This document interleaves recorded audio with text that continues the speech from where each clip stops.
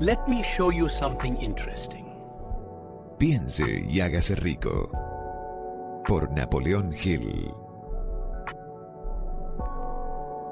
Enseñando por primera vez la famosa fórmula de Andrew Carnegie para ganar dinero basada en los probados 13 pasos para lograr hacerse rico. Organizado durante 25 años de investigación, en colaboración con más de 500 hombres distinguidos de grandes riquezas, quienes probaron mediante sus propios resultados que esta filosofía es aplicable.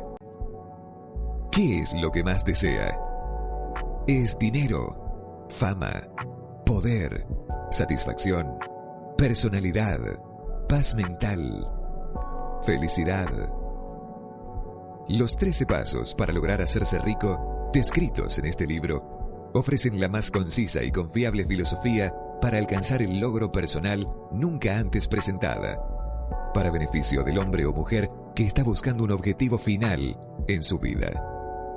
Antes de empezar el libro, se beneficiará en gran parte si usted reconoce el hecho de que este no fue escrito para entretener. Usted no puede asimilar el contenido en forma adecuada en una semana o un mes. Después de leer el libro enteramente, el Dr. Miller Reese Hutchinson, ingeniero consultor de renombre en Norteamérica y socio durante largo tiempo de Thomas A. Edison, dijo: "Esta no es una novela. Es un libro de texto relacionado con el logro individual que proviene directamente de las experiencias de miles de los hombres más exitosos de América. Debería ser estudiado, asimilado y meditado. No se debería leer más de un capítulo en una noche. El lector debería subrayar las frases que le impresionan más. Más adelante, el lector debería volver a leer las líneas marcadas. Un verdadero estudiante no solamente leería el libro, este debería absorber su contenido y asimilarlo. Esta obra debería ser adoptada por todas las escuelas secundarias y no debería permitirse que ningún niño o niña se gradúe sin haber aprobado un examen de este. Esta filosofía no tomará el lugar de las materias enseñadas en los colegios, pero permitirá organizar y aplicar el conocimiento adquirido para convertirlo en un servicio útil". El Dr. John R. Turner, decano del Colegio de la Ciudad de Nueva York, después de haber leído este libro, dijo: "El mejor ejemplo de la profundidad de esta filosofía es su propio hijo, Blair, cuya historia dramática ha sido relatada en el capítulo sobre el deseo". El Dr. Turner ha hecho referencia al hijo del autor, quien nació sin la capacidad auditiva normal, y quien no solamente evitó convertirse en un sordomudo, sino que convirtió su discapacidad en un recurso invalorable al aplicar la filosofía descrita aquí. Después de leer la historia, usted se dará cuenta que poseerá una filosofía que se puede transformar en riqueza, o estará a su disposición para darle paz mental, entendimiento, armonía espiritual y, en algunos casos, como en el caso del hijo del autor, le podrá ayudar a manejar condiciones físicas. El autor descubrió, a través de analizar personalmente miles de hombres exitosos, que todos ellos adoptaron el hábito de intercambiar ideas, mediante lo que comúnmente se denomina conferencias. Cuando tuvieron problemas que debían ser resueltos, se sentaban juntos y hablaban libremente hasta que descubrían, por su contribución conjunta de ideas, un plan que podría servir a su propósito.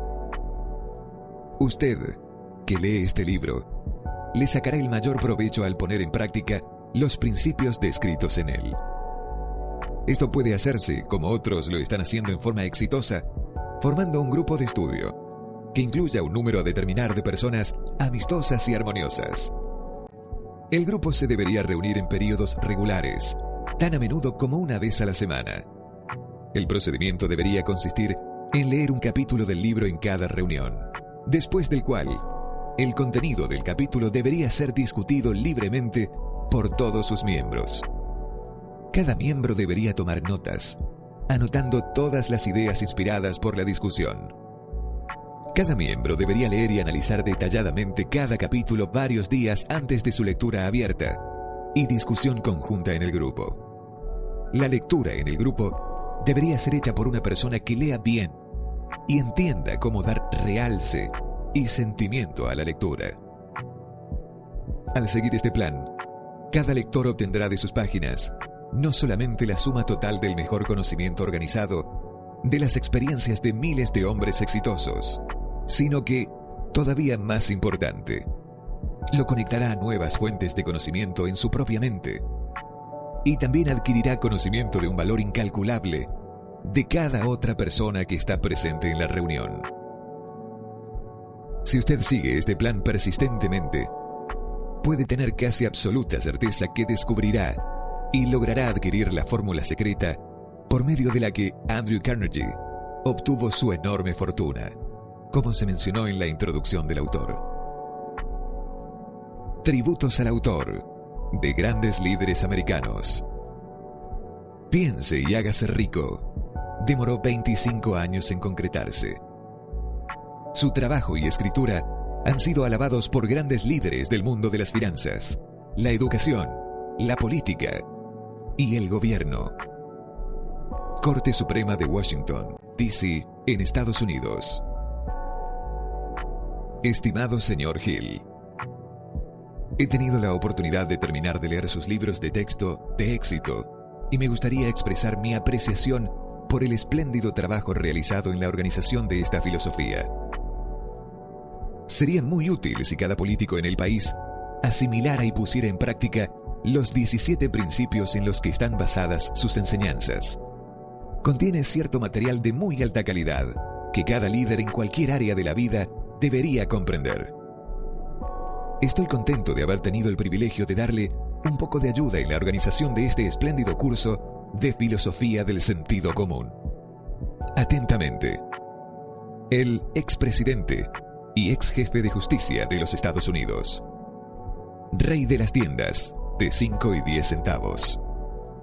Al aplicar muchos de los 17 principios de la filosofía del éxito, hemos construido una gran cadena de prósperas tiendas. Presumo que no sería una exageración si digo que el edificio Woolworth podría correctamente considerarse como un monumento a la solidez de estos principios. F.W. Woolworth, un gran magnate de buques a vapor. Me siento fuertemente endeudado por el privilegio de haber leído su filosofía del éxito. Si es que hubiera tenido esta filosofía hace 50 años atrás, supongo que podría haber logrado lo que he realizado en la mitad del tiempo. Sinceramente, deseo que el mundo la descubra y se recompense con ella. Robert Dollar, líder sindical americano famoso. Dominar la filosofía de la ley del éxito es el equivalente a una póliza de seguros contra el fracaso. Samuel Gompers, un expresidente de los Estados Unidos. No puedo más que felicitarlo por su tenacidad. Cualquier hombre que le dedique tanto tiempo a una tarea de este tipo debe, por necesidad, hacer descubrimientos de gran valor para los demás. Estoy profundamente impresionado por su interpretación de los principios que usted ha descrito de manera tan clara. Woodrow Wilson, un comerciante. Sé que sus 17 principios de éxito son legítimos, porque los he estado aplicando en mi negocio durante más de 30 años. John Wanamaker, el más grande fabricante de cámaras del mundo. Sé que usted está mejorando el mundo con su ley del éxito. No me importaría fijarle un valor monetario a esta capacitación, porque le entrega al estudiante cualidades que no pueden ser medidas solo por el dinero. George Eastman, un jefe de negocios conocido nacionalmente. Todo éxito que he alcanzado se lo debo íntegramente a la aplicación de sus 17 principios de la ley del éxito. Yo creo tener el honor de ser su primer estudiante. W.M. Wrigley, Jr. Prefacio del editor norteamericano. Este libro transmite la experiencia de más de 500 hombres de gran fortuna, que comenzaron de cero para obtener riquezas, excepto pensamientos, ideas y planes organizados. Aquí usted tiene toda la filosofía para ganar dinero. tal como fue organizada por los logros de los hombres más exitosos conocidos en Norteamérica durante el siglo XX. Describe qué hacer y también cómo hacerlo. Presenta completas instrucciones sobre cómo vender sus servicios personales. Entrega un sistema perfecto de autoanálisis que le revelará fácilmente cuál ha sido el obstáculo entre usted y el dinero en el pasado. Describe la famosa fórmula de logro personal de Andrew Carnegie, por medio de la cual él acumuló cientos de millones de dólares y que hizo millonarios a los hombres a quienes les contó su secreto. Quizás usted no necesita todo lo que se encuentra en este libro. Ninguno de los 500 hombres, cuyas experiencias están descritas aquí, lo necesitaba. Pero puede ser que usted sí lo necesite. Una idea, plan o sugerencia para llevarlo hacia su meta. En alguna parte de este libro, usted encontrará este estímulo. El libro fue inspirado por Andrew Carnegie, después que hiciera sus millones y se retirara. Fue redactado por el hombre al que Carnegie le divulgó el asombroso secreto de su riqueza. El mismo hombre al que 500 hombres de grandes fortunas le revelaron la fuente de sus riquezas. En este libro, usted encontrará los 13 principios primordiales para ganar dinero por cada persona que desea acumular lo suficiente para garantizar su independencia financiera. Se estima que la investigación que se ocupó para la preparación, antes de haber escrito este libro, investigación que cubre más de 25 años de continuos esfuerzos, no podría haber sido duplicado a un costo menor que $100,000 norteamericanos. Por otra parte, el conocimiento contenido en el texto no se podrá duplicar nunca, a ningún costo, debido a que más de la mitad de los 500 hombres que suministraron la información han fallecido. Las riquezas no siempre pueden medirse en dinero. Hay grandes tesoros en las amistades duraderas, la armonía en las relaciones familiares, la simpatía y la comprensión entre las personas, y en la armonía interna que da la paz interior. Todos ellos valores mensurables en un plano más bien espiritual. Los conceptos básicos de piense y hágase rico lo prepararán para atraer y disfrutar de estos estados superiores que siempre han sido y serán inaccesibles a todo el que no esté preparado para ellos. Cuando comience a poner en práctica los principios de piense y hágase rico, esté preparado para una existencia diferente, en la que no solo las dificultades y tensiones se suavizarán, sino que estará predispuesto a la acumulación de riquezas en abundancia. El editor. Prefacio del autor. En cada capítulo de este libro se revela el secreto que ha hecho fortunas para cientos de hombres extraordinariamente ricos, a quienes he analizado de manera exhaustiva durante muchísimos años. El secreto me lo señaló Andrew Carnegie hace más de medio siglo. El viejo escocés, sagaz y encantador, me lo entregó cuando yo era apenas un niño. Luego se sentó en la silla, con un asomo de alegría en la mirada, y me miró detenidamente para ver si yo había comprendido el significado cabal de lo que me acababa de decir. Al ver que yo había captado la idea, me preguntó si estaría dispuesto a pasarme 20 años o más preparándome para ofrecérselo al mundo, a hombres y mujeres que, sin esa información, podían llevar una vida de fracasos. Le respondí que sí, y con la ayuda del señor Carnegie, he mantenido mi promesa. Este libro contiene ese secreto, comprobado por centenares de personas de casi todas las clases sociales. Fue idea del señor Carnegie que esta fórmula mágica que le proporcionó una fortuna espléndida debía ponerse al alcance de quienes no tienen tiempo para investigar cómo ganan los hombres el dinero. Y fue su deseo que yo pusiera a prueba y demostrara la eficacia de la fórmula a través de la experiencia de hombres y mujeres de todas las esferas. Él opinaba que la fórmula debía enseñarse en todo establecimiento educacional y expresaba la opinión de que, si fuese enseñada de manera óptima, revolucionaría el sistema educativo al punto de que el tiempo que pasamos en la escuela se vería reducido a menos de la mitad. Su experiencia con Charles M. Schwab y otros hombres jóvenes del mismo tipo que el señor Schwab convencieron a Carnegie que la mayoría de lo que enseñan en los colegios carece de valor en relación con la manera de ganarse la vida o acumular riqueza. Llegó a esta conclusión debido a que él ha llevado a su negocio un joven después del otro, muchos de ellos con poca educación, y al adiestrarlos en el uso de esta fórmula, desarrolló en ellos un raro liderazgo. Por otra parte, sus enseñanzas dejaron fortunas para cada uno de ellos que siguió sus instrucciones. En el capítulo sobre la fe, usted leerá la sorprendente historia de la organización de la gigantesca corporación de acero de los Estados Unidos, tal como fue concebida y llevada a cabo por uno de los jóvenes, a través de los que Carnegie demostró que su fórmula funcionaría con todo el que estuviera preparado para ella. Esta sola aplicación del secreto, ejecutada por Charles M. Schwab, le dio una fortuna enorme, tanto en dinero como en oportunidades. Para decirlo secamente, esa particular aplicación de la fórmula le valió $600 millones. Estos hechos, bien sabidos por la mayoría de las personas que conocieron al señor Carnegie, dan una idea bastante completa de lo que la lectura de este libro puede reportarle, suponiendo que usted sepa qué es lo que quiere. El secreto fue revelado a centenares de hombres y mujeres que lo han empleado para su beneficio personal, tal como el señor Carnegie había planeado. Algunos han hecho fortunas con él, otros lo han puesto en práctica con éxito para lograr la armonía en el hogar.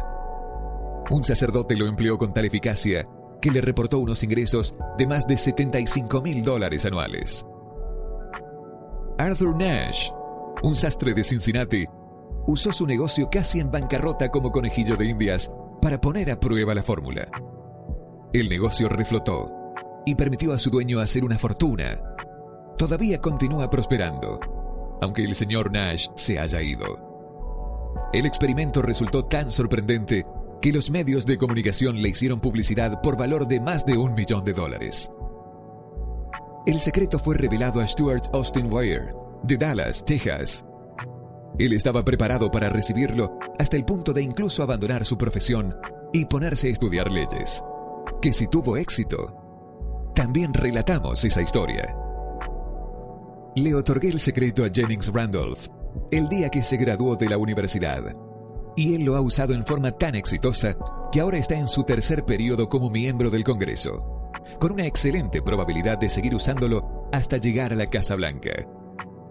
Cuando trabajaba como director de publicidad de la Salle Extension University, que entonces era apenas algo más que un nombre, tuve el honor de ver cómo J.G. Chaplin, presidente de la universidad, usaba la fórmula con tanto éxito que hizo de La Salle una de las universidades a distancia más importantes del país.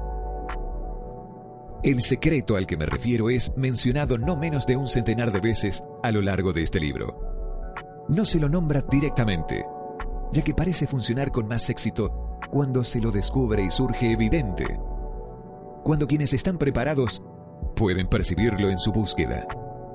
Por eso, el señor Carnegie me lo señaló de forma tan discreta, sin darme su nombre específico.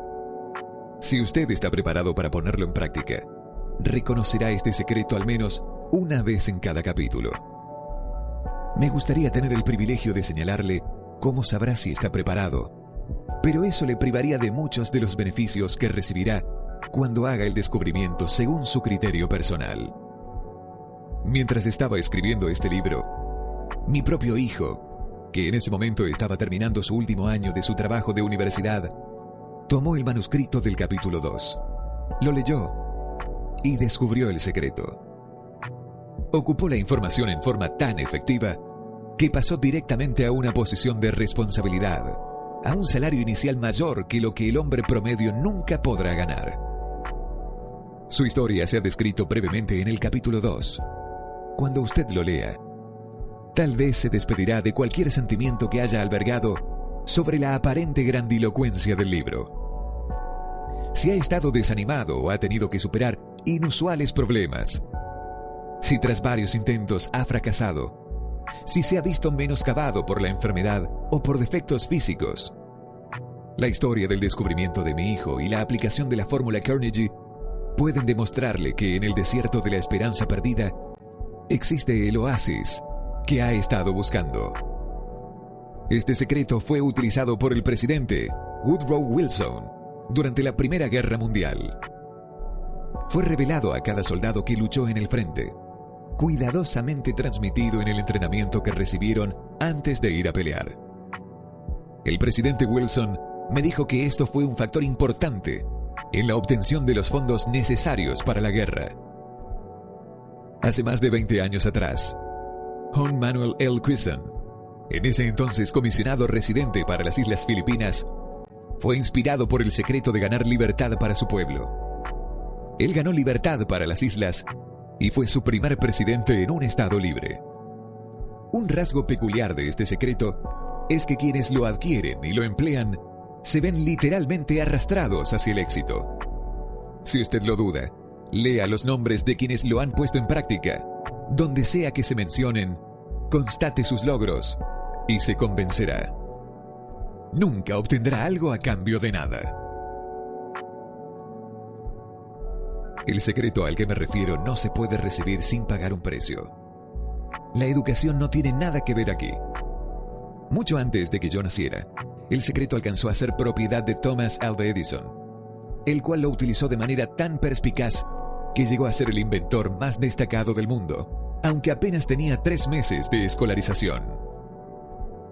El secreto fue transmitido a Edwin C. Burns, un socio de Edison, quien lo utilizó con tanta eficacia que, aunque solo ganaba unos $12,000 anuales, acumuló grandes riquezas y se retiró del mundo de los negocios siendo todavía muy joven. Se encontrará con esta historia al comienzo del primer capítulo. Usted se convencerá de que la riqueza no está fuera de su alcance, que todavía puede llegar a ser lo que sueña, que el dinero, la fama, el reconocimiento y la felicidad pertenecen a todo aquel que esté preparado y decidido a tener esos beneficios. ¿Cómo sé yo esas cosas? Usted deberá saberlo antes de que haya terminado este libro. Quizás lo descubra en el primer capítulo o en la última página. Mientras llevaba a cabo una tarea de 20 años de investigación, con la que me había comprometido a instancias del señor Carnegie, analicé a centenares de hombres famosos, y muchos de ellos admitieron que habían acumulado sus vastas fortunas mediante la ayuda del secreto de Carnegie. Entre aquellos hombres se encontraban Henry Ford, Cyrus H. Curtis, Theodore Roosevelt, Arthur Brisbane, William Wrigley Jr., George Eastman, John W. Davis, Charles M. Schwab, John Wanamaker, Harris F. Williams, Elbert Hubbard, Woodrow Wilson, James J. Hill, Dr. Frank, Wilbur Wright Gonzalez, George S. Parker, William Howard Taft, William Jennings, Daniel Wheeler Bryan, Luther Burbank, E. M. Stadler, King Gillette, Dr. David Starr, Edward W. Buck Jordan, Arthur Nash,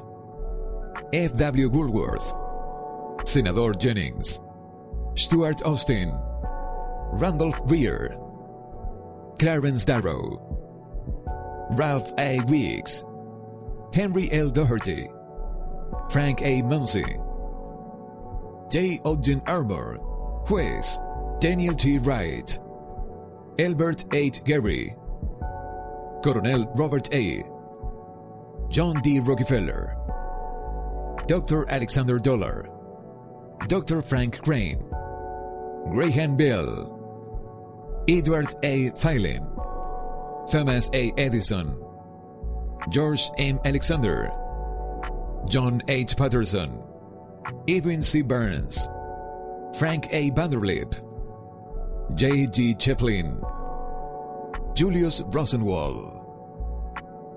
Estos nombres representan apenas una pequeña parte de los centenares de estadounidenses renombrados cuyos logros, sean financieros o de otra índole, demuestran que quienes entienden y aplican el secreto de Carnegie logran posiciones elevadas en la vida.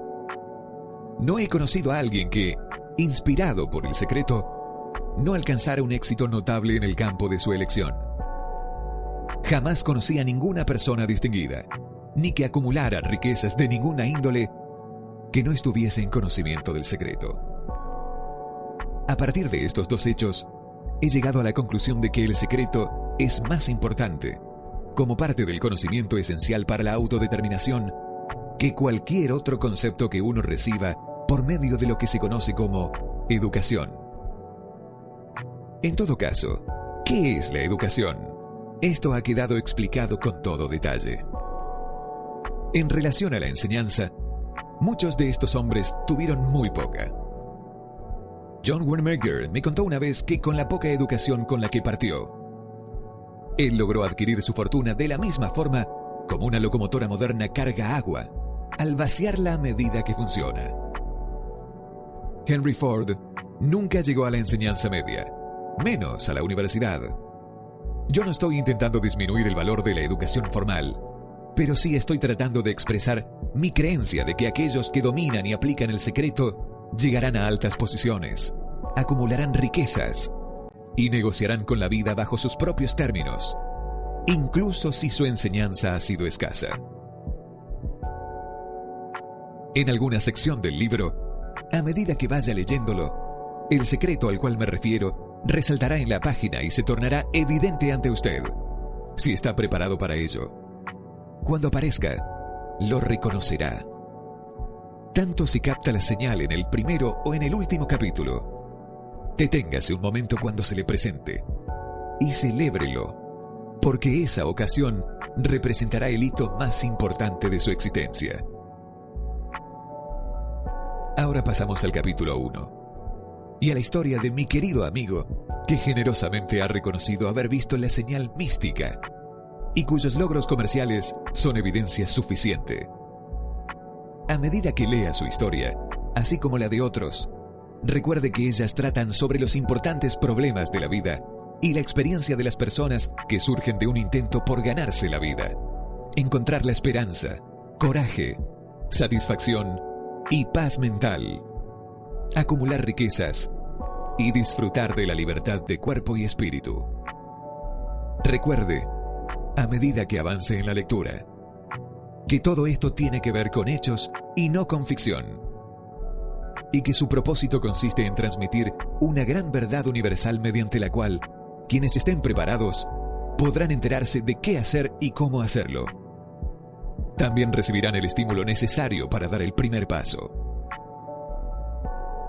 Como recomendación final de preparación antes de que empiece el primer capítulo, puedo ofrecerle una breve sugerencia que tal vez le dé una clave para reconocer el secreto de Carnegie. Esta es: todo logro, toda riqueza ganada, tiene su principio en una idea. Si usted está preparado para el secreto, ya posee la mitad. Por lo tanto, reconocerá la otra mitad con facilidad en el momento en que lo acepte su mente. El autor. Capítulo 1. Introducción. El hombre que pensó en la manera de asociarse con Thomas A. Edison.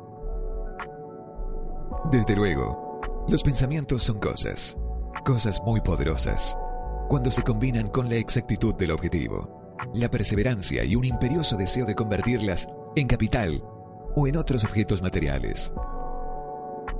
Hace algunos años, Edwin C. Burns descubrió que los hombres que realmente piensan se hacen ricos. Su descubrimiento no surgió repentinamente, sino que fue apareciendo poco a poco, empezando por un ferviente deseo de llegar a ser socio del gran Edison.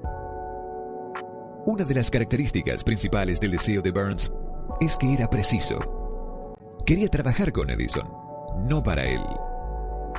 Observe con detenimiento la descripción de cómo fue transformando su deseo en realidad y tendrá una mejor comprensión de los principios que conducen a la riqueza. Cuando este deseo surgió por primera vez en su mente, Burns no estaba en posición de actuar según ese impulso del pensamiento. Dos factores obstaculizaban su camino. No conocía a Edison y no tenía bastante dinero para pagarse el pasaje en tren hasta Orange, New Jersey. Estas dificultades hubieran bastado para desanimar a la mayoría de los hombres en el intento de llevar a cabo su anhelo. Pero el suyo no era un deseo ordinario. Él estaba tan determinado a encontrar una forma de llevar a cabo su sueño que finalmente decidió viajar en un tren de carga en lugar de fracasar. Barnes se presentó en el laboratorio de Edison y anunció que había ido a hacer negocios con el inventor. Hablando de su primer encuentro con Barnes, Edison comentaba, años más tarde, que estaba de pie ante mí, con la apariencia de un vagabundo. Pero había algo en su expresión que transmitía el efecto de que estaba decidido a conseguir lo que se había propuesto. Yo había aprendido, tras años de experiencia, que cuando un hombre desea algo tan imperiosamente, que está dispuesto a apostar todo su futuro a una sola carta para alcanzarlo, tiene asegurado el éxito. Le di la oportunidad que me pedía, porque vi que él estaba decidido a no ceder hasta triunfar.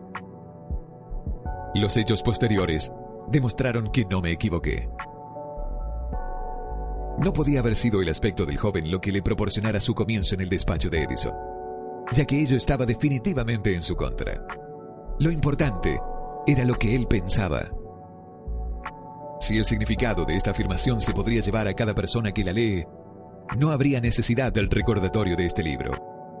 Barnes no consiguió su asociación con Edison en su primera entrevista. Obtuvo la oportunidad de trabajar en el despacho de Edison a un sueldo muy nominal, realizando una labor que no era significativa para Edison, pero muy importante para Barnes. Esto porque le daba una oportunidad de mostrar su mercancía, donde su prospecto socio podría verlo. Transcurrieron los meses. En apariencia, nada había sucedido que se aproximase al codiciado objetivo que Barnes tenía en mente como su propósito inicial y preciso. Pero algo determinante estaba aconteciendo en los pensamientos de Barnes. Intensificaba constantemente su deseo de convertirse en socio de Edison. Los psicólogos han afirmado con todo acierto que cuando uno está realmente preparado para algo, aparece. Barnes se hallaba listo para asociarse con Edison. Además, estaba decidido a seguir así hasta conseguir lo que buscaba. No se decía a sí mismo, vaya, ¿para qué sirve todo esto? Supongo que acabaré por cambiar de idea y probaré con un trabajo de vendedor. En cambio, se decía, he venido aquí a asociarme con Edison, y eso es lo que haré aun cuando me lleve el resto de mi vida. Estaba convencido de ello. ¿Qué historia tan diferente contarían los hombres si adoptaran un propósito definido y mantuvieran ese propósito hasta que el tiempo lo convirtiese en una obsesión? Quizás el joven Barnes no lo supiera en aquel entonces, pero su determinación imperturbable, su perseverancia en mantenerse firme en su único deseo, estaba destinada a acabar con todos los impedimentos y a proporcionarle la oportunidad que buscaba. Cuando la ocasión llegó, esta surgió de una forma disímil y desde una dirección distinta de las que Barnes había esperado. Ese es uno de los trucos de la oportunidad. Tiene el curioso hábito de asomar por la puerta de atrás y, a menudo, viene disimulada con la forma del infortunio o de la derrota temporal. Tal vez por eso hay tanta gente que no consigue reconocerla. Edison acababa de perfeccionar un nuevo invento, conocido en aquella época como la máquina de dictar de Edison, llamada también edífono. Sus vendedores no mostraron entusiasmo por el aparato. No confiaban en que se pudiera vender fácilmente. Barnes vio su oportunidad, que había surgido discretamente, escondida en una máquina extraña que no interesaba más que a Barnes y al inventor. Barnes supo que podría comercializar el artefacto de Edison. Se lo sugirió a este y, de inmediato, obtuvo su oportunidad. Vendió la máquina. En realidad, lo hizo con tanto éxito que Edison le dio un contrato para distribuirla y venderla por todo el país. A partir de aquella asociación surgió el eslogan hecho por Edison e instalado por Barnes. La alianza comercial ha funcionado por más de 30 años. A partir de este acuerdo, Barnes se hizo millonario, pero también consiguió algo mucho más importante. Demostró que uno realmente puede pensar y hacerse rico. No tengo manera de saber cuánto dinero en efectivo reportó a Barnes su deseo. Tal vez fueran 2 o 3 millones de dólares, pero la cantidad, cualquiera que sea, se torna insignificante cuando se la compara con la posesión que adquirió en forma de conocimiento definido de que un impulso intangible se puede convertir en ganancias concretas por medio de la aplicación de principios conocidos. Burns literalmente se pensó en asociación con el gran Edison. Se pensó dueño de una fortuna. No tenía con qué empezar, excepto la capacidad de saber lo que quería y la determinación de permanecer fiel a ese deseo hasta haberlo alcanzado. No tenía dinero para empezar. Tenía poca educación. No tenía influencias, pero sí tenía iniciativa, fe y deseo de ganar. Con estas fuerzas intangibles, se transformó en el número 1, como el inventor más grande que jamás ha vivido. Ahora veamos una situación completamente diferente y estudiemos un hombre que tuvo una total evidencia tangible de riqueza, pero la perdió, debido a que se detuvo 3 pies antes de llegar a la meta que estaba persiguiendo. A 1 metro del oro. Una de las causas más comunes del fracaso es el hábito de abandonar cuando uno se ve preso de un fracaso temporal. Todos son culpables de este error en un momento u otro. Un tío de R.B. Derby se vio ilusionado con la fiebre del oro, en los días en que era una condición endémica. Se fue al oeste a cavar para hacerse rico. No sabía que se ha sacado más oro de los pensamientos de las personas que de la tierra. Obtuvo una licencia y se fue a trabajar con el pico y la pala. El camino era dificultoso, pero su deseo de oro era categórico. Después de varios meses de trabajo, obtuvo la recompensa de descubrir una veta de brillante mineral. Necesitaba maquinaria para extraer el elemento. Con discreción, cubrió la mina, volvió sobre sus pasos a su hogar en Williamsburg, Maryland, y les contó a sus parientes y a algunos vecinos del hallazgo. Todos reunieron el dinero necesario para la maquinaria y la enviaron a la mina.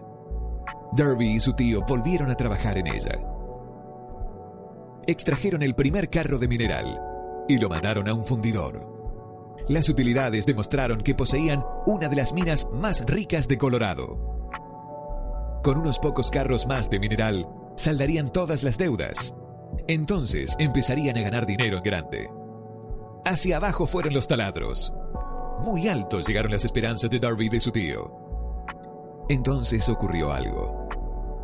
La veta de oro desapareció. Habían llegado al final del arco iris y la olla de oro no estaba allí.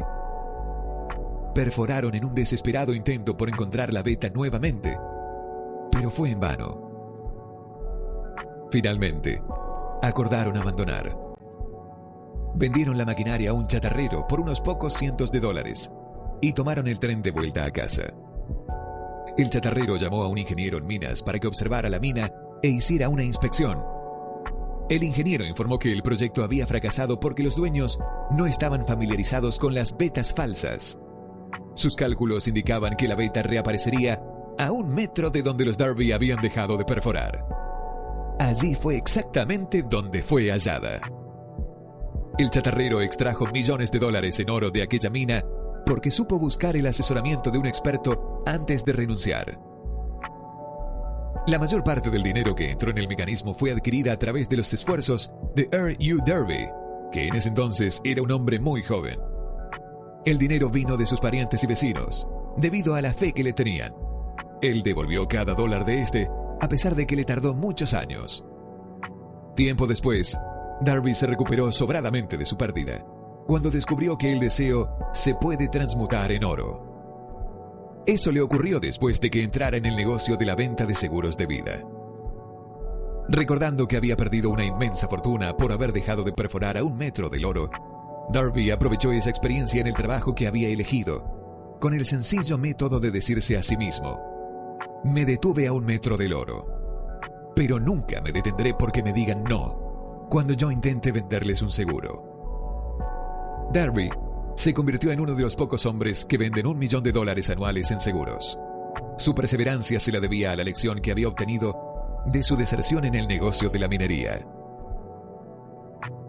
Antes de que el éxito aparezca en la vida de cualquier persona, es seguro que éste se encontrará con muchas frustraciones temporales y tal vez con algún fracaso. Cuando la frustración se adueña del hombre, lo más fácil y lógico que puede hacerse es retirarse. Es lo que la mayoría hace. Más de 500 de los hombres más prósperos que han conocido los Estados Unidos le dijeron al autor que sus mayores éxitos surgieron un paso más allá del punto en que la frustración se había apoderado de ellos. El fracaso es un patrañero con un mordaz sentido de la ironía y la malicia. Goza haciéndonos tropezar cuando el éxito está casi a nuestro alcance. Una lección de persistencia de 50 centavos. Poco después de que Darby se doctorase en la Universidad de los Tropiezos y decidiera aprovechar su experiencia en el asunto de la mina de oro, tuvo la buena suerte de estar presente en una ocasión que le demostró que la palabra no significa necesariamente no. Una tarde, asistía a su tío a moler trigo en un viejo molino. Este dirigía una gran granja, donde vivían algunos granjeros arrendatarios de color. La puerta se abrió silenciosamente, y una niña de color, hija de uno de los arrendatarios, entró y se paró junto a la puerta. El tío levantó la vista, miró a la niña y gritó con rudeza: ¿Qué quieres? Mi mamá dice que le mande 50 centavos, respondió humilde la niña. Ni hablar, replicó el tío. Y ahora vete a tu casa. Sí, señor, dijo la niña, pero no se movió. El tío siguió con su trabajo, tan ocupado que no prestó atención a la niña y no se dio cuenta de que seguía ahí. Cuando volvió a levantar la vista y la vio allí parada, gritó: «He dicho que te marches a tu casa. Ahora, vete o te daré una paliza». «Sí, señor», dijo la niña, pero siguió inmóvil. El tío dejó un saco de grano que estaba por echar en la tolva del molino. Cogió una tablilla de barril y empezó a acercarse a la niña con una expresión poco tranquilizadora. Darby contuvo el aliento. Estaba seguro de encontrarse a punto de presenciar un asesinato. Sabía que su tío tenía un carácter tremendo. Cuando su tío llegó donde estaba la niña, ella dio un rápido paso al frente. Le miró a los ojos y gritó con todas sus fuerzas: «Mi mamá necesita esos 50 centavos». El tío se detuvo, la miró unos instantes y luego dejó lentamente la tablilla de barril a un lado. Se metió la mano en el bolsillo, sacó $0.50 y se lo ofreció a la niña. Ella tomó el dinero y se encaminó despacio hacia la puerta, sin quitar los ojos del hombre al que acababa de derrotar. Después de que la niña se hubo ido, el tío se sentó en una caja y permaneció mirando por la ventana durante más de 10 minutos.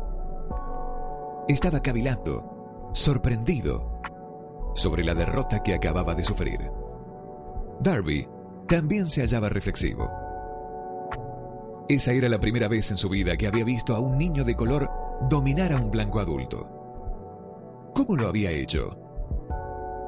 ¿Qué le había ocurrido a su tío para que perdiera su ferocidad y se volviera dócil como un cordero?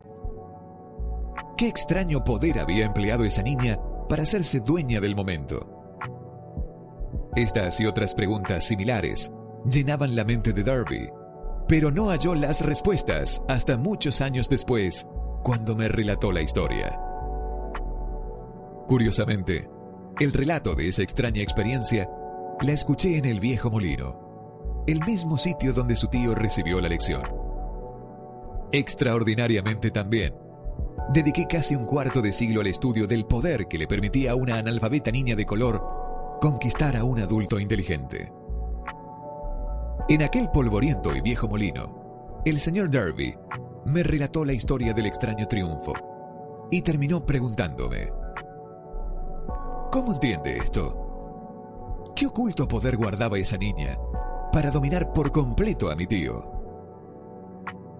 La respuesta a esa interrogante la encontrará en los principios que se describen en este libro.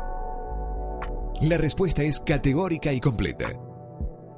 Contiene detalles e instrucciones suficientes para que cualquiera entienda y aplique la misma fuerza con la que la niña se encontró de forma accidental.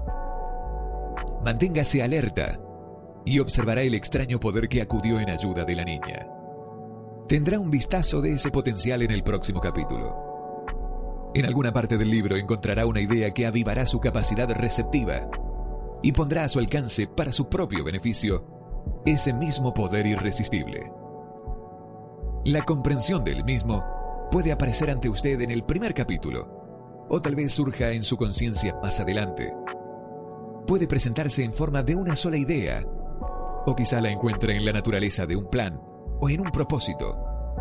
Una vez más, puede hacerle volver sobre sus pasadas experiencias de frustración o de fracaso, para aportar alguna lección mediante la cual usted recupere todo lo que había perdido en su derrota. Después de haberle explicado al señor Darby el poder que la niña de color había empleado, quizás sin saberlo, él repasó de inmediato sus 30 años de experiencia en la venta de seguros de vida y estuvo francamente de acuerdo en que su éxito en ese campo se debía, en gran parte, a la lección que había aprendido de la muchacha. El señor Darby señaló: cada vez que un posible comprador trataba de deshacerse de mí, sin hacerse el seguro, yo visualizaba a la niña, parada en el viejo molino, con sus ojazos desafiantes, y me decía a mí mismo: tengo que conseguir esta venta. La mejor parte de las ventas que he hecho han sido a personas que me habían dicho que no. El señor Darby asimismo recordó su error al detenerse a un escaso metro del oro. Pero esa experiencia tenía una bendición oculta. Me enseñó a seguir perseverando sin importar las dificultades. Fue una lección que necesité aprender antes de lograr éxito en cualquier ámbito. Esta historia del señor Darby, de su tío, de la niña y de la mina de oro, probablemente la leerán centenares de hombres que se ganan la vida como vendedores de seguros de vida. Y el autor desea ofrecer a ellos la sugerencia de que Darby le debe a esas dos experiencias su capacidad para vender más de $1 millón anuales en seguros de vida. La vida es extraña y a menudo inestimable. Ambos, los éxitos y fracasos, tienen su origen en experiencias. Las del señor Darby fueron bastante comunes y triviales y, no obstante, contienen la clave de su destino en la vida. Por eso fueron tan importantes para él como su propia vida. Sacó partido de ellas porque las analizó y supo encontrarles la enseñanza. Pero, ¿qué pasa con el hombre que no cuenta con el tiempo ni la inclinación para estudiar el fracaso en busca del conocimiento que pueda conducirlo al éxito? ¿Dónde y cómo va a aprender el arte de convertir los errores en escalones hacia la oportunidad? Para responder a esas interrogantes, se ha escrito este libro. La respuesta se expone en una descripción de 13 principios. Mas recuerde, a medida que vaya leyendo, que la respuesta que quizás está usted buscando a las preguntas que le han hecho reflexionar sobre los misterios de la vida, puede encontrarla en usted mismo, a través de alguna idea, plan o propósito que tal vez surja en su cerebro durante la lectura. Todo lo que se necesita para alcanzar el éxito es una buena idea. Los principios descritos en este texto contienen medios y formas de crear ideas útiles. Antes de seguir adelante con nuestro enfoque para detallar estos principios, creemos que vale la pena recibir esta importante sugerencia. Cuando las riquezas empiezan a aparecer, lo hacen con tanta rapidez y en tal abundancia que uno se pregunta dónde habían estado ocultas durante todos esos años de penurias. Esta es una afirmación asombrosa, y tanto más si tenemos en cuenta la creencia popular de que la fortuna premia solo a quienes trabajan mucho durante demasiado tiempo. Cuando usted comience a pensar y a hacerse rico, observará que la riqueza surge de un estado mental, con un propósito determinado, con poco trabajo duro o sin trabajo duro alguno. Usted o cualquier otra persona puede estar interesado en saber cómo adquirir ese estado mental que atraerá la riqueza. He pasado 25 años investigando analizando a más de 25.000 personas. Porque también yo quería saber cómo los ricos llegan a ser ricos. Sin esa investigación, este libro no podría haber sido escrito. Deténgase aquí en una verdad muy significativa.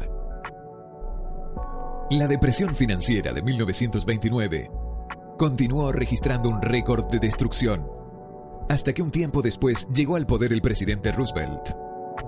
Luego, la depresión fue desapareciendo. Al igual que cuando un eléctrico en un teatro enciende las luces tan gradualmente que la oscuridad se hace luz antes que usted se percate de ello. Así lo hizo el período del miedo en las mentes de las personas, que gradualmente se desvaneció y se convirtió en fe.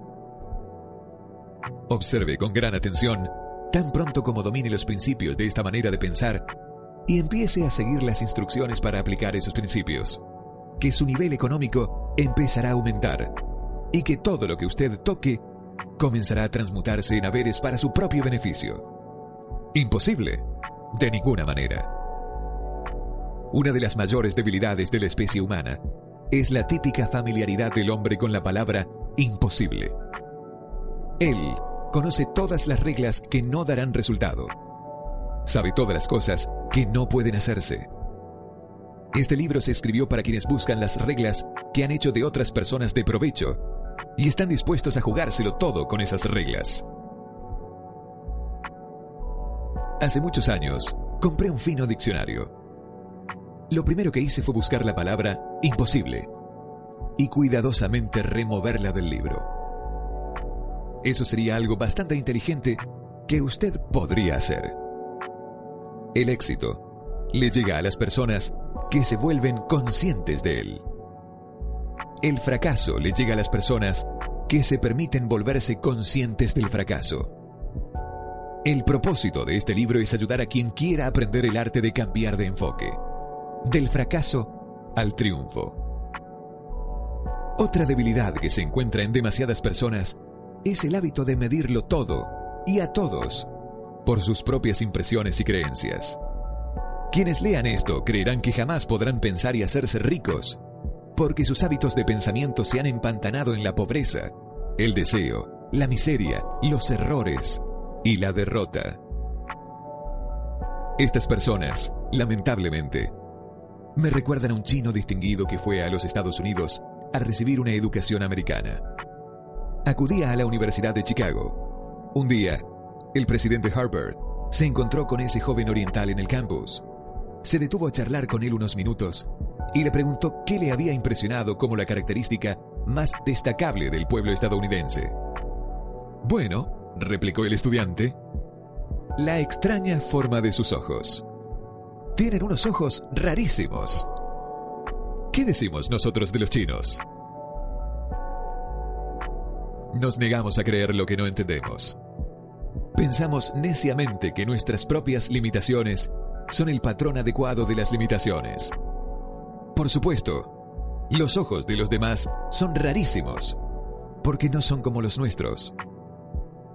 Millones de personas ven los logros de Henry Ford después que él llegó y lo envidian, debido a su buena fortuna, suerte o genio, o lo que sea a lo que se debe la fortuna de Ford. Quizás una persona de cada cientos de miles saben el secreto del éxito de Ford, y aquellos que lo conocen son muy modestos o muy reticentes a hablar sobre ello, debido a su simplicidad. Una sola transacción ilustraría el secreto perfectamente. Hace varios años, Ford decidió producir su ahora famoso motor V8. Eligió construir un motor con los 8 cilindros alojados en un solo bloque y dio instrucciones a sus ingenieros para que fabricaran un prototipo. El proyecto estaba ya plasmado sobre el papel, pero los ingenieros acordaron que era simplemente imposible alojar 8 cilindros en un motor de un solo bloque. «Prodúzcanlo de todas maneras», dijo Ford. «Pero es imposible», respondieron ellos. «Adelante», ordenó Ford, «y no dejen de trabajar hasta haberlo conseguido, no importa cuánto tiempo haga falta». Los ingenieros siguieron trabajando. No tenían otra opción si querían seguir perteneciendo al equipo de Ford. 6 meses transcurrieron y nada ocurría. Pasaron otros 6 meses y todavía nada sucedía. Los ingenieros probaron todos los planes concebibles para llevar a cabo las órdenes, pero aquello parecía incuestionable, imposible.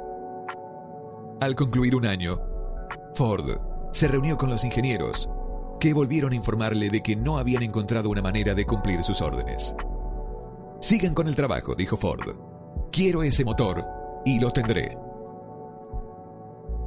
Continuaron haciendo pruebas y, entonces, como por arte de magia, el secreto quedó desvelado. La tenacidad de Ford había vencido una vez más. Quizás esta historia no esté descrita con precisión detallada, pero las circunstancias y el resultado son los correctos.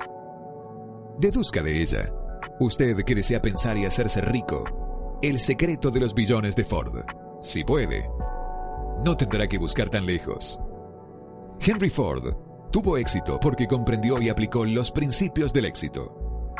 Uno de ellos es el deseo, saber lo que uno quiere. Recuerde esta historia de Ford mientras lee y señale las líneas en que se describe el secreto de su extraordinaria obra. Si puede hacer esto, si usted es capaz de poner el dedo en el particular grupo de principios que hicieron rico a Henry Ford, puede igualar sus logros en casi cualquier oficio para el cual esté capacitado. Usted es el maestro de su destino, el capitán de su alma, porque cuando Henley escribió las proféticas líneas, «Soy el maestro de mi destino, soy el capitán de mi alma», debió habernos comunicado que somos los maestros de nuestro destino, los capitanes de nuestras almas, porque tenemos el poder para controlar nuestros pensamientos. Debió habernos dicho que el cosmos en el cual esta pequeña tierra flota, en el cual nos movemos y vivimos nuestra existencia, es una forma de energía en movimiento a una frecuencia altísima de vibración, y que este cosmos está repleto de una forma de poder universal que se adapta a sí misma a la naturaleza del pensamiento que tenemos en nuestras mentes y nos influencia de maneras naturales a transformar nuestros pensamientos en su equivalente físico. Si el poeta nos hubiese enseñado esta gran verdad, hubiésemos sabido por qué somos los maestros de nuestro destino, los capitanes de nuestras almas. Él nos debería haber indicado, poniendo gran énfasis, que este poder no intenta discriminar entre los pensamientos destructivos y constructivos que nos urgen a traducir en realidad física los pensamientos de pobreza, tan rápidamente como nos influencian a actuar sobre nuestros pensamientos de riqueza. Debería habernos enseñado, también, que nuestros cerebros se vuelven magnetizados con los pensamientos que dominan nuestras mentes por mecanismos que no conoce el ser humano.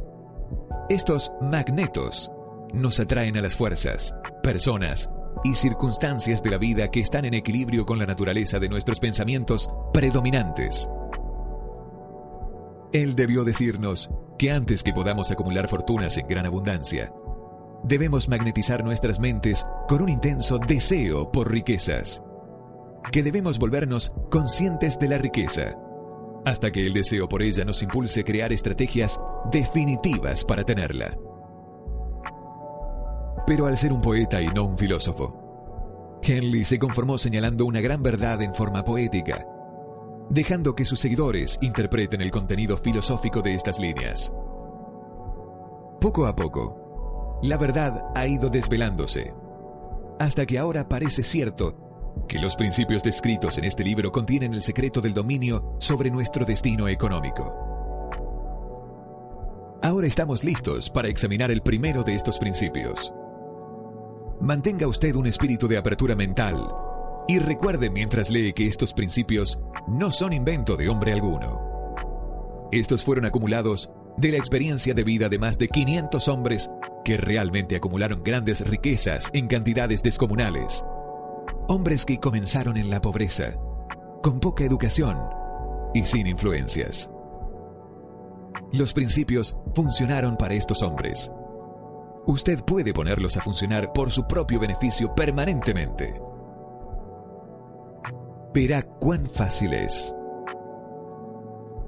Antes de leer el siguiente capítulo, quiero señalar que este transmite información verdadera que podría fácilmente cambiar su destino financiero, como definitivamente ha traído cambios de impresionantes proporciones para 2 personas descritas. Quiero mencionarle además que la relación entre estos 2 hombres y yo es tal que no podría haberme tomado ninguna libertad con los hechos, incluso si es que así lo hubiera deseado. Uno de ellos ha sido mi amigo personal por más de 25 años. El otro es mi propio hijo.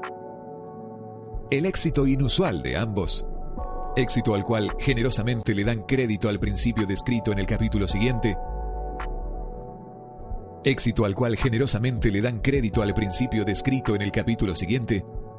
es una justificación más que suficiente a esta referencia personal como un medio de destacar el poder de este principio.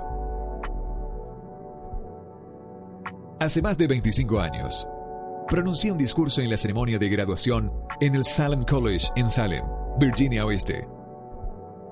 Enfaticé el principio detallado en el capítulo siguiente con tanta pasión que uno de los miembros de la clase que se graduaba se apropió del mismo, haciéndolo parte de su filosofía de vida. Este hombre es hoy parte del Congreso y un elemento importante para la presente administración de Franklin D. Roosevelt. Justo antes de que este libro fuera entregado al editor, él me escribió una carta en la que expresa claramente su opinión sobre el principio delineado en el capítulo siguiente. Decidí publicar su carta como introducción a dicho capítulo. Esta entrega una idea de los beneficios que le aguardan. Estimado Napoleón, mi servicio como miembro del Congreso me ha entregado una visión más profunda sobre los problemas de hombres y mujeres. Estoy escribiendo para ofrecer una sugerencia que puede ser de ayuda a millares de personas. Con disculpas, debo asegurar que el consejo, si se actúa de acuerdo a él, significará varios años de trabajo y responsabilidad para usted. Sin embargo, hago la sugerencia debido a que conozco su gran amor por ofrecer un servicio útil. En 1922, usted pronunció un discurso en la ceremonia de graduación en el Salem College, fecha en la cual yo era miembro de dicha clase. En aquel discurso, usted sembró en mi mente una idea que ha sido responsable de la oportunidad que yo tengo ahora de servir a la gente de mi patria y que será responsable, en gran medida, de cualquier éxito que pueda lograr en el futuro. La sugerencia que tengo en mente es que usted ponga en un libro lo más importante del discurso que pronunció en la Universidad de Salem, para, de esta forma, darle a los ciudadanos de América una oportunidad de beneficiarse por sus muchos años de experiencia y asociación con los hombres que, por su grandeza, han hecho de América la nación más rica del planeta. Recuerdo como si fuese ayer la maravillosa descripción que entregó del método con el cual Henry Ford, con muy pocos estudios, sin $1, sin amigos influyentes, ascendió a grandes alturas. Entonces, decidí, incluso antes de que usted hubiera acabado su discurso, que me haría un lugar en la vida, sin que importara cuántas penurias tuviera que afrontar. Miles de jóvenes terminarán sus estudios universitarios este año. Y en los años venideros, cada uno de ellos estará buscando un mensaje tan alentador como el que yo recibí de usted. Querrán saber dónde ir, qué hacer, cómo lanzarse a la vida. Usted puede decírselo, porque ha ayudado a resolver los problemas de muchas personas. Si hay alguna manera posible en la que usted pudiese entregar este gran servicio, permítame ofrecerle la sugerencia de incluir en cada libro uno de sus cuadros de análisis personales, de manera tal que el lector del libro obtenga el beneficio de un completo autoinventario, señalando, tal como usted lo hizo hace muchos años atrás, exactamente qué hay en el camino al éxito. Un servicio como este proveería a los lectores una imagen completa e imparcial de sus defectos y virtudes. Significaría para ellos la diferencia entre el éxito y el fracaso. El servicio sería invaluable. Millones de personas están encarando ahora el problema de volver atrás, debido a la depresión. Y hablo por experiencia personal cuando digo que conozco que estas personas formales le darán la bienvenida a la oportunidad de contar sus problemas y de recibir sus sugerencias en busca de una salida. Usted conoce los problemas de quienes enfrentan la necesidad de comenzar desde cero. Existen miles de personas hoy en América que quisieran saber cómo pueden convertir sus ideas en dinero. Gente que debe comenzar con mucha dificultad, sin financiamiento y amortizar sus pérdidas. Si alguien puede ayudarles, es usted. Si publica el libro, me gustaría tener el primer ejemplar que salga de la imprenta, autografiado por usted. Con mis mejores deseos, créame, cordialmente suyo. Jennings Randolph.